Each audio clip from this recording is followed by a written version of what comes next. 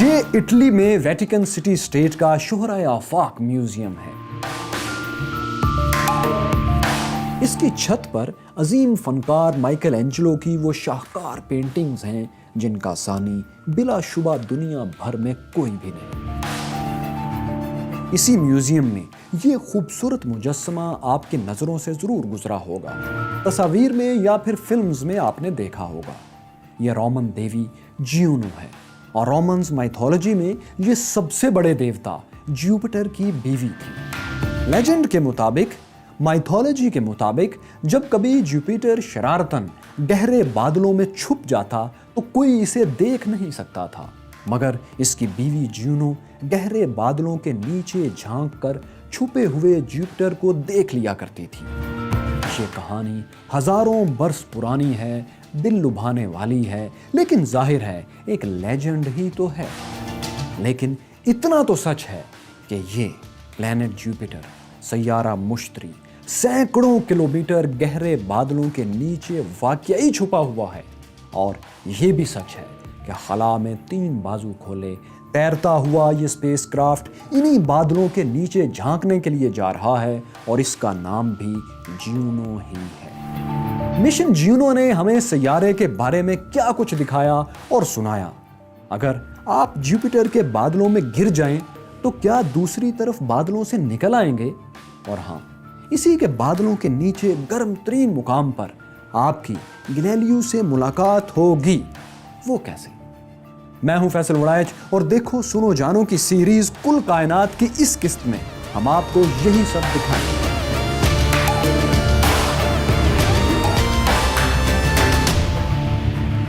Plant Jupiter کو تنہا دیکھیں تو ایک رنگین گیند لگتی ہے، یہ ایک آرٹ ورک لگتا ہے، جیسے کسی بہت ہی عظیم فنکار کا حسین ترین شاہکار ہو۔ لیکن صرف اتنا ہی کیوں، ذرا اس کا حجم تو دیکھیں، اس کا سائز تو چیک کیجئے۔ اگر اسے سولر سسٹم کے تمام سیاروں کے ساتھ کھڑا کیا جائے تو یہ ایک دیو ہے، اتنا بڑا دیو کہ اگر ہماری زمین ایک انگور کے دانے جتنی ہو تو جوپیٹر ایک فٹ بال جتنا ضرور ہوگا۔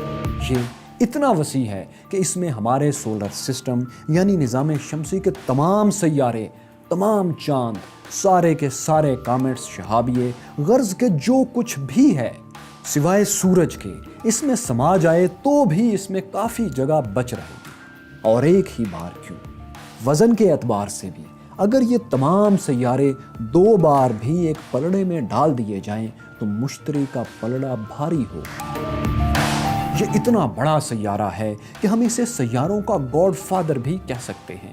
بس فرق اتنا ہے کہ زمین پر گاڈ فادرز کوئی اچھے معنوں میں استعمال نہیں ہوتا، لیکن یہ ایک ایسا گاڈ فادر ہے جو 4.5 ارب سال سے 4.5 بلین ایئر سے ہمارے لیے ایک ڈھال بنا ہوا ہے۔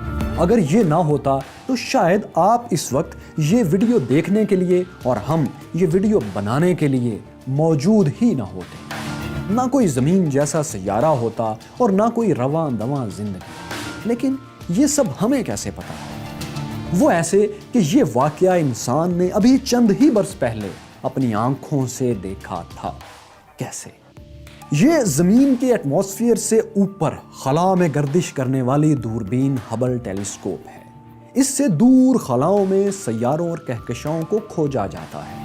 اس نے جولائی 1994 میں ایک عجیب و غریب منظر دیکھا۔ اس نے دیکھا کہ ایک بہت ہی بڑا پتھر اڑتا ہوا آ رہا ہے۔ یہ میلوں تک پھیلا لمبا چوڑا پتھر اگر زمین پر گرتا تو شاید سب کچھ بھسم کر دیتا، لیکن زمین اور اس کے درمیان یہ بڑا سیارہ جوپیٹر تھا، مشتری تھا۔ اس پتھر کو جوپیٹر نے بے پناہ کشش سے اپنی طرف کھینچا۔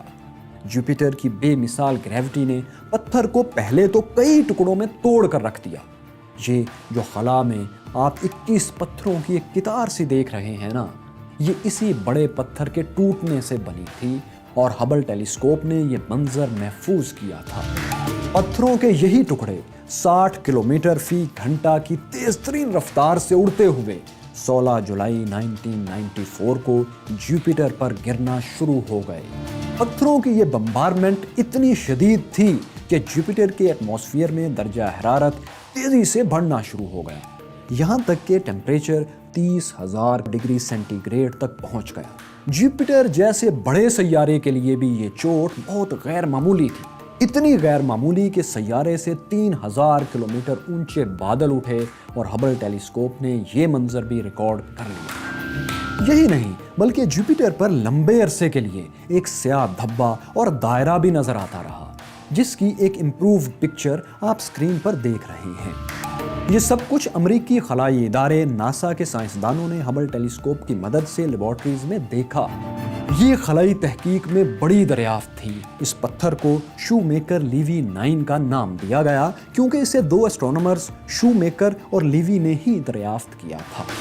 اس سارے مشاہدے سے، آبزرویشن سے یہ بات تو صاف ہو گئی کہ جوپیٹر سیارہ مشتری زمین پر زندگی کا گیٹ کیپر ہے، کیونکہ یہ زمین کی طرف بڑھنے والے بے شمار خلائی پتھروں کو اپنی طرف کھینچ لیتا ہے یا پھر بعض اوقات غلیل کی طرح گھما کر پرے بھی دھکیل دیتا ہے، اور مشتری ایسا اس وقت سے کر رہا ہے جب سے یہ وجود میں آیا تھا، یعنی کم از کم 4.5 ارب سال پہلے سے۔ مگر یہ وجود میں آیا کیسے؟ تو آپ حیران ہوں گے کہ یہ سیارہ مشتری، یہ پلینٹ جوپیٹر دراصل تھوڑا تھوڑا سورج ہے۔ کچھ ایکسپرٹس جوپیٹر کو یہ بات طنزاً کہتے ہیں کہ دراصل یہ بڑا ہو کر سورج بننا چاہتا تھا لیکن ناکام رہا اور بڑا سا سیارہ بن کر چھوٹے چھوٹے سیاروں پر روب جمانے لگا۔ مذاق ہی میں صحیح، لیکن ایسا کیوں کہا جاتا ہے؟ آپ کو ایک دلچسپ سائنٹیفک کہانی دکھاتے ہیں جس میں ان دونوں باتوں کا جواب ملے گا۔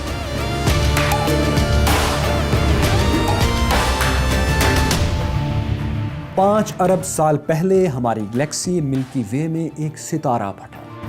ستارے پھٹنے کا عمل یعنی ہائپر نووا یا سپر نووا کہکشاؤں میں گلیکسیز میں ہر وقت جاری رہتا ہے، یہ بھی اسی طرح کا ایک عمل تھا۔ اس ستارے کے پھٹنے سے جو گیس اور دھول وجود میں آئی وہ ایک دائرے کی شکل میں گھومنے لگی۔ اس دائرے کا مرکز اس عمل سے گرم تر ہوتا چلا گیا اور آخرکار ہمارا تمہارا زندگی آمیز سورج وجود میں آ گیا۔ ہم اسی وجہ سے کہتے ہیں کہ ہمارے سورج کی عمر 5 ارب سال سے کچھ ہی کم ہے۔ لیکن ہوا یہ کہ سورج بننے کے بعد بھی اس کے گرد بہت سی گیسوں اور ڈسٹ کے بادل حرکت کر رہے تھے، یعنی ستارہ پھٹنے سے جو مادہ وجود میں آیا تھا اس کا بہت سا میٹیریل بچ رہا تھا۔ یہ بھی دائرے میں گھومتا گھومتا ایک بڑے جسم میں بدل گیا جس کا سائز تو چھوٹا تھا لیکن باقی سب کچھ سورج جیسا تھا۔ یہ جوپیٹر تھا، یہ مشتری تھا، لیکن یہ سورج نہیں تھا، ستارہ نہیں تھا، یہ ایک ہیوج پلینٹ تھا۔ ہاں، یہ ضرور تھا کہ اس میں سورج ہی کی طرح ہائیڈروجن اور ہیلیم کی مقدار 99% سے بھی زیادہ تھی۔ ہاں، اس کا سائز بھی عام سیاروں سے بہت ہی بڑا تھا، لیکن پھر بھی یہ ایک پلینٹ، ایک سیارہ ہی تھا، کیونکہ سورج کے میرٹ تک پہنچنے کے لیے جوپیٹر کو اور بڑا ہونا چاہیے تھا۔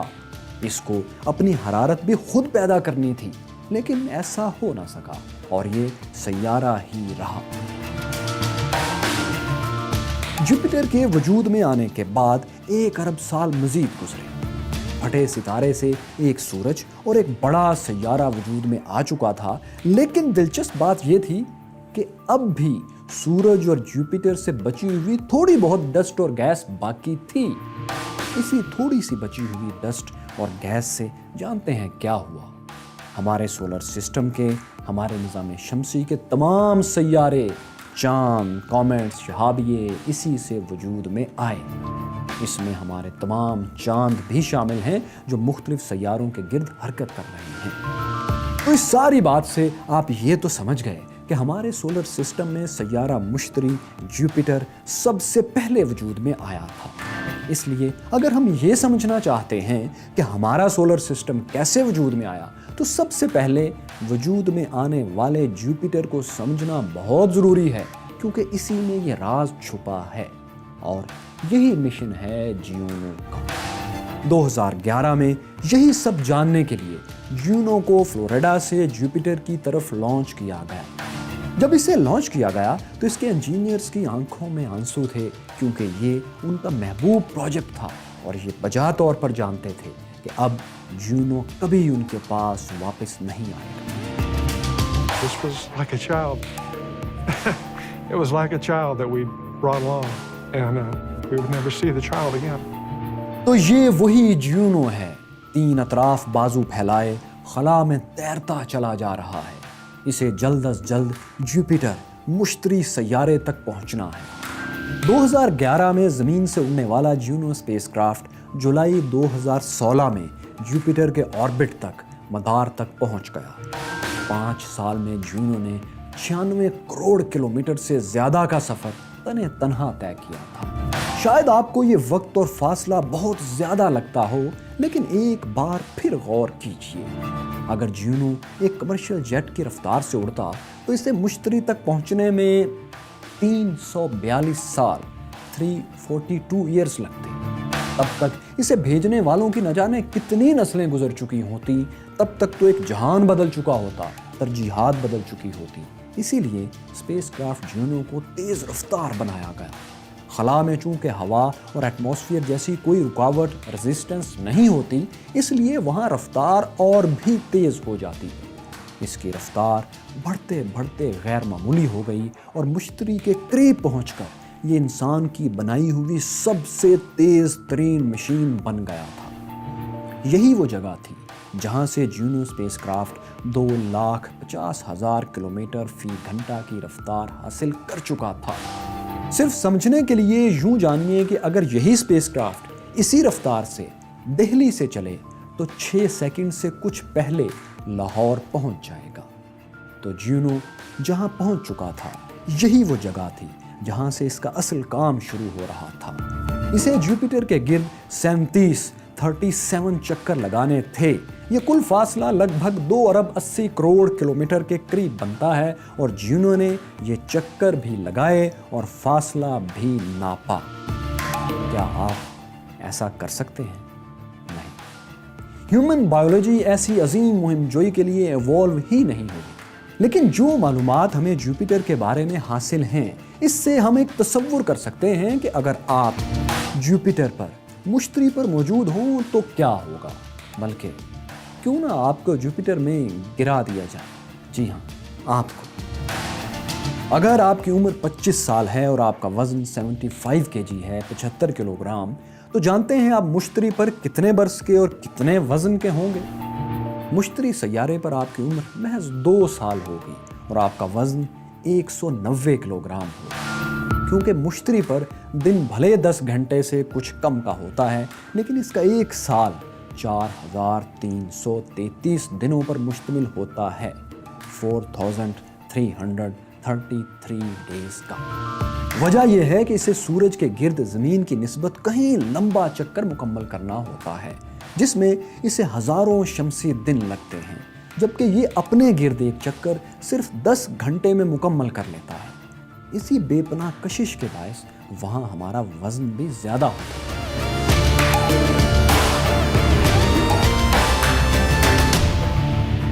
ہمیں یقین ہے اگر آپ یہ ویڈیو دیکھ رہے ہیں تو یقیناً آپ کو سائنس سے بے حد دلچسپی ہوگی۔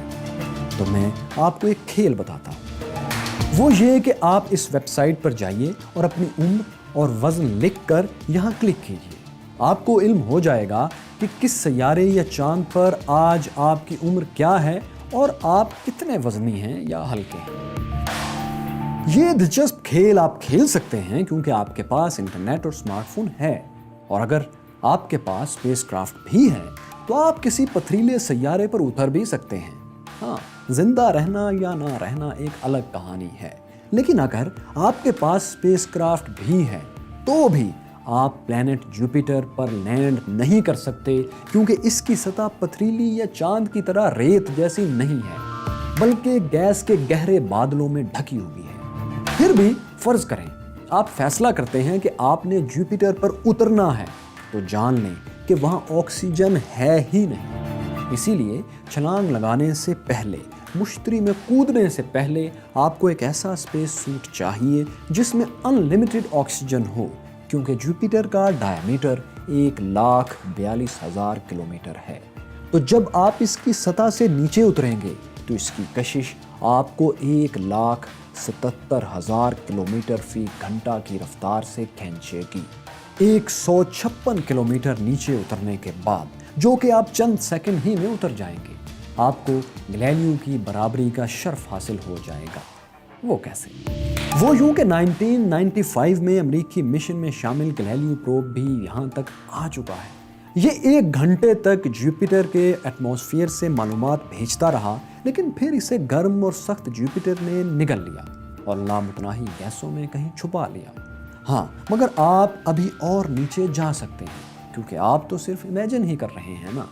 तो अभी मज़ीद रफ्तार में गिरते गिरते तकरीबन 12 घंटों में आप 4,000 किलोमीटर नीचे जा पहुंचेंगे। ये वो जगह है जहां का दबाव और गर्मी कोई भी चीज़ बर्दाश्त नहीं कर सकती। जुपिटर के इस मुकाम पर मालूम कायनात की सबसे ज़्यादा सख्त धात मेल्टिंग पॉइंट के एतबार से टंगस्टन भी यहाँ पिघल जाए। लेकिन रुकिए नहीं, अभी और नीचे जाइए, क्योंकि आप तो फ़र्ज़ ही कर रहे हैं ना, और अभी तो आप आधे भी नहीं। 21,000 किलोमीटर नीचे वो जगह है जहाँ का दर्जा हरारत सूरज की सतह से भी ज़्यादा गर्म है। लेकिन यहाँ भी नहीं रुकना और ना ही जुपिटर की कशिश आपको रुकने देगी। और नीचे जाइए, कुछ ही देर बाद आप जुपिटर में एक ऐसी जगह पहुँचेंगे जिसे आप हद कह लें। ये आपके जुपिटर में गिरने की आखिरी लिमिट है। अभी जुपिटर का मरकज़ नहीं आया, लेकिन आपको कशिश के पेचीदा असूलों की वजह से एक बाउंस बैक मिलेगा। आप ऊपर को उठेंगे, लेकिन कुछ ही देर में एक बार फिर जुपिटर के मरकज़ की कशिश आपको नीचे खींच लेगी। लेकिन चंद किलोमीटर बाद फिर बाउंस बैक मिलेगा, आप ऊपर को उठेंगे। यानी जुपिटर आपसे बास्केटबॉल की तरह सलूक करेगा या फिर स्क्वॉश की गेंद की तरह, कुछ भी है। एक बात यकीनी है कि आप कभी इसके मरकज़ तक इस तरह तो नहीं पहुंच सकेंगे, और सच बताएं तो अब आप बाहर भी नहीं आ सकते। लेकिन आप आ जाइए, क्योंकि आप तो तसव्वुर ही कर रहे थे ना, just imagining. So just stop imagining और जुपिटर की सतह पर वापस उभरिए, क्योंकि आप बहुत कुछ देख चुके हैं। और अब देखो सुनो जानो के असूल पर देखने के बाद कुछ सुनिए भी। यहाँ जुपिटर की आवाज़ है। अगर आप 3 से 4,000 किलोमीटर दूर से जुपिटर की आवाज़ सुने तो आपकी समातों से कुछ इस तरह की आवाज़ें टकराएंगी।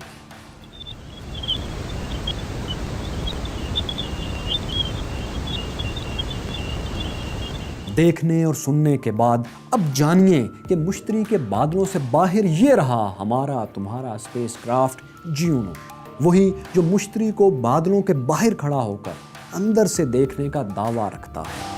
एक लम्हा हम यहाँ ठहरते हैं और देखते हैं, ज्यूनो ही के कैमरे की मदद से देखते हैं कि इसे जुपिटर कैसा दिखाई देता है। एक ऑर्बिटर स्पेसक्राफ्ट तजर्बात कैसे करता है, करीब, बहुत करीब, और फिर दूर, और फिर बहुत ही दूर, और भी फासले पर, इतने फासले पर कि आपको भी लगेगा कि अब शायद ज्यूनो दोबारा जुपिटर के पास कभी ना जा सकेगा।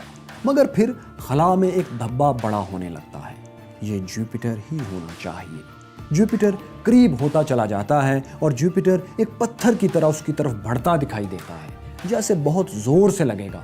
लेकिन ज्यूनो इससे टकराने के बजाय इसके गिर्द एक दायरा बनाता हुआ इसके ऊपर से गुजरता है।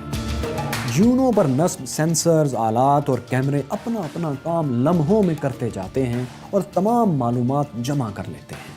यूं दायरों के सफ़र में ज़्यादा से ज़्यादा मालूमात डीप स्पेस नेटवर्क के ज़रिए नीचे नासा के इस स्टेशन में भेजता रहता है। सच बताएं तो ज्यूनो ज़्यादा वक्त जुपिटर से दूर ही रहता है, क्योंकि सैयारे मुश्तरी की कशिश ही इतनी ज़्यादा है कि ये इसे तजर्बात के लिए बहुत कम वक्त के लिए अपने करीब आने देता है। बहुत जालिम है जुपिटर। 2020 की न्यू ईयर नाइट तक ज्यूनो अपने महबूब सैयारे जुपिटर के गिर्द 250 मिलियन माइल्स के दायरों का सफ़र मुकम्मल कर चुका था। इसका मिशन आखिरी मराहिल में है। फिर इसे किसी वक्त इसी सैयारे के इंतहाई गर्म और नामालूम गहराइयों तक डूबे बादलों में डूबकर हमेशा के लिए ख़त्म हो जाना है। लेकिन ہماری کیوریوسٹی، ہمارے تجسس کا سفر ختم نہیں ہوگا۔ ہمیں ابھی بہت دلچسپ بات یہ جاننا ہے کہ آخر جوپیٹر کے ایک ہاتھ پر برف اور ایک پر آگ کیوں ہے؟ یہ song of ice and fire کیا ہے؟ جوپیٹر پر زندگی کا کوئی چانس ہی نہیں، لیکن جوپیٹر کے قریب وہ کیا ہے جس کے اوپر پانی کے بخارات انسان نے ہبل ٹیلیسکوپ سے دیکھے ہیں؟ کیا واقعی ایک چاند کی برف کے نیچے مچھلیاں تیر رہی ہیں؟ وہ کون سا مشن ہے جو اس برف کے نیچے جھانکنے کے لیے جا رہا ہے؟ یہ کیسے جائے گا اور کیسے جھانکے گا؟ جوپیٹر پر 400 سال سے نظر آنے والا گریٹ ریڈ اسپاٹ کیا ہے؟ یہ سب آپ کو دکھائیں گے لیکن دا یونیورس، کل کائنات کی اگلی قسط میں۔ دوستو، ایک آپ سے چھوٹی سی معذرت۔ پچھلی قسط کل کائنات کی 5ویں قسط میں، جس میں ہم نے بتایا کہ مریخ پر انسان کیسے رہے گا، اس کے شروع میں ہم نے آپ کو بتایا کہ تاریخ میں کسی وقت ایک کامٹ مریخ سے اڑتا ہوا زمین کی طرف آیا اور پوری قوت سے ٹکرا گیا۔ یہ الفاظ بولنے میں اسی طرح ادا ہوئے کہ جیسے یہ کامٹ، یہ شہابیہ مریخ سے آیا ہو، لیکن اصل میں ہم بتانا یہ چاہتے تھے کہ شہابیہ کامٹ آؤٹر سپیس سے، خلا سے آیا، جس میں زندگی کے بیج ہونے کا امکان تھا، یعنی خلا کی جگہ مریخ کا لفظ بول دیا گیا۔